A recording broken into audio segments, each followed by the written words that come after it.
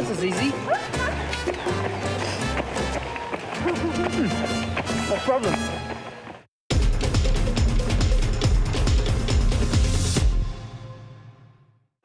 We're on such a high from climbing to Machu Picchu, see what I did there? That we thought we'd treat ourselves to a bit of luxury travel. So we've booked a ticket on the Andean Explorer and our ride's looking pretty slick. Fancy? We've decided to take a train from Cusco to Puno. It's a little bit pricey, we admit, but we thought we'd treat ourselves and We earned it. We just climbed Machu Picchu after all. Peru Rail, 10 hours, Cusco to Puno. Here we go. A ticket from Cusco to Puno will set you back around a couple hundy. But as you can see, it's well worth the coin. The train is very flashy pants, and we're a wee bit excited about it. How can you not get giddy over all this luxury train has to offer? From the food, You know you're in a fancy restaurant when there's not much food on the plate, but it looks amazing. And you've got more than one fork. Vino tinto. Vino tinto. Sí, también. Gracias. And Cesar is pouring some red wine in your glass. This is a little bit fancy. to the spectacular views. To the bar! We've just been summoned to the back car of the train to get our complimentary drink and live music. Even the loo makes you feel like a royal. Check out how fancy the toilet is. Hand gel, hand lotion, room with a view. Not bad. Taking the scenic rail route is definitely a nice change from the bumpy, crowded roads and makes you just sit back, relax and enjoy the ride. Just about in Puno. And this has been about the fanciest day of my life. Like the train. Wow, wonderful experience.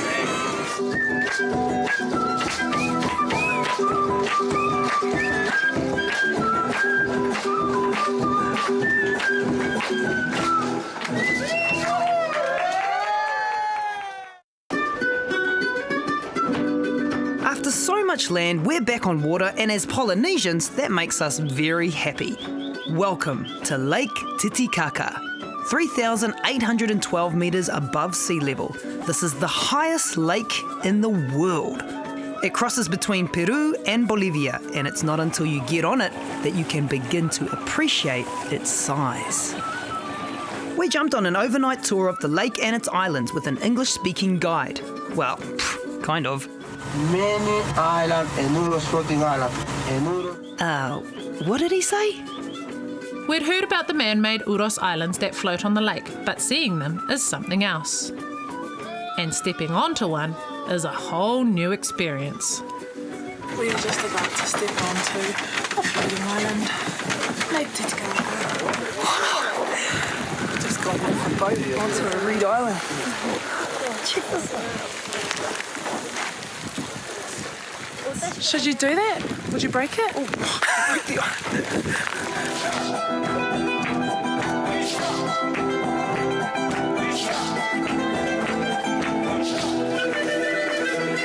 Oh, choice. We're just in time for the cooking demo. No chicken, No chickens. no llamas, no guinea pigs. Duck, they collect eggs. Oh, it looks like a chicken. Oh well, maybe just an omelette then. Vamos a cazar para turistas, ¿verdad? No. No está cargada. Bota. Oh yeah, nah, bro. Feel totally safe with old uncle playing shoot 'em up. Apart from scaring tourists, the Uros people still practice old traditions of fishing, trapping birds, and living on the lake plants. Everything from the houses, to the boats, to the very island under our feet are made from tortora reeds that grow in the lake. It's made by just getting the dirt and root blocks, cutting them into squares to make a corner post in each block. Then they tie them all together with rope and lay reeds on them. Just like that. Get yourself accommodation. You can make some of these in New Zealand. Just float them out there in Lake Taupo. We carry on to our next stop, an island that looks a little more attached. This is Amantani. We'll be shacked up here for the night with a local family, and we're guessing we'll be using a lot of body language. Marta.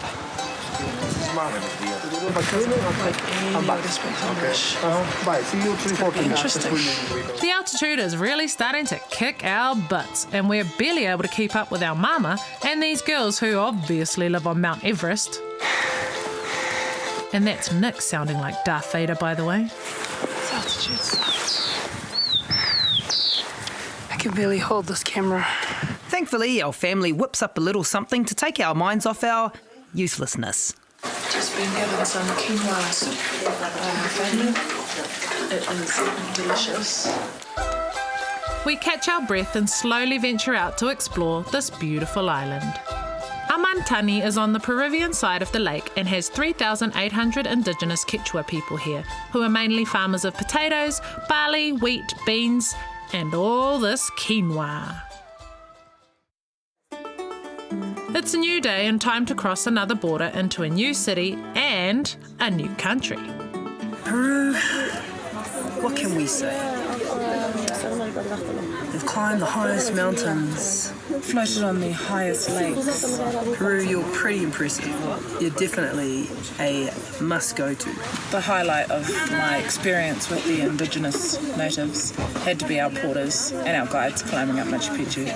So kind and welcoming, and gave us hugs when we looked like we couldn't take it anymore. Legends. They're short, but they're legends. Now where are we going? Bolivia.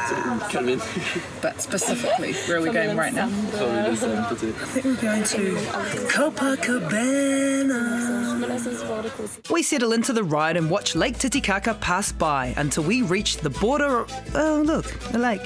This is the hardest border. Had to cross. Bloody altitude. Whew. We are elite Machu Picchu Inca Trail athletes. Damn right. And we can't... It's only that tiny little hill back there. Oh my lord. Anyway, bye Peru. It's been real. Thanks so much. Oh God. We thought this was hard, but we were about to be faced with a few more spanners in the works. Getting over the border was fine. Getting into the country, however, is something different. We've been standing here for about half an hour, and it looks like we've probably got another half an hour to go. And we're hoping we catch our connecting bus from Copacabana to La Paz. And we're in. Look out, Bolivia. We eagerly get back onto our bus to settle in, but something crazy is going on. So it's a bit of chaos and pandemonium down here. We've heard that there's a roadblock up ahead, and people are actually getting their bags, and they've decided to walk the 8 Ks, 2 hours that it will take, to Copacabana. Really? I think they're bloody mental. It's starting to rain. They're going to have everything they own, don't even know where they're going. I'd much rather get stuck on a bus. We've just found out we do have to walk 40 minutes. You saw us walking across the border. We couldn't do 40 seconds. Oh, at least my bag has wheels.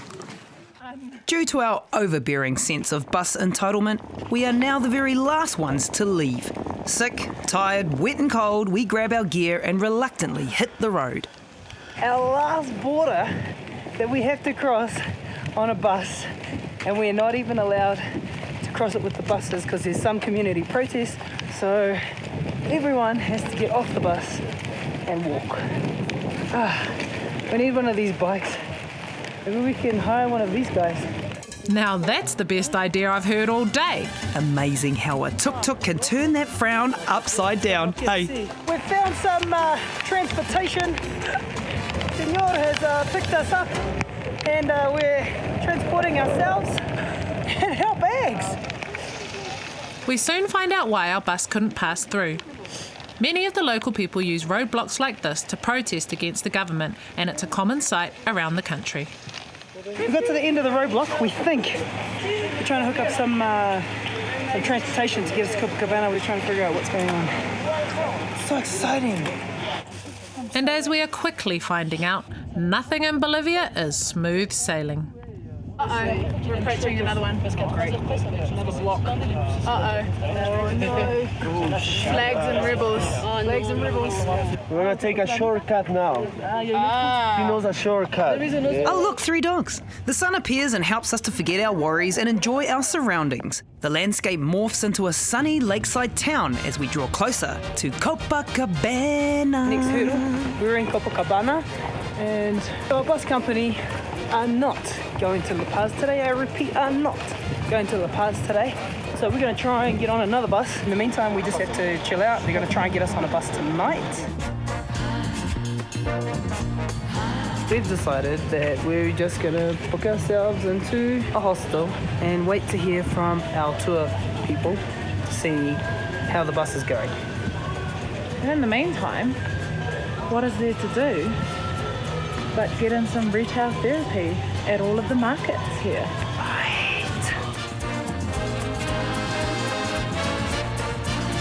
Nothing like a bit of retail therapy to get our minds off the current situation, but it doesn't last for too long. We're still in Copacabana. We're stuck here for the night. Don't know if we're going to get out tomorrow. Missing the beginning of our Salt Flat tour. Might not make it there at all. And I'm sick. Got Machu Picchu cold. Yeah. So, Copacabana for the night.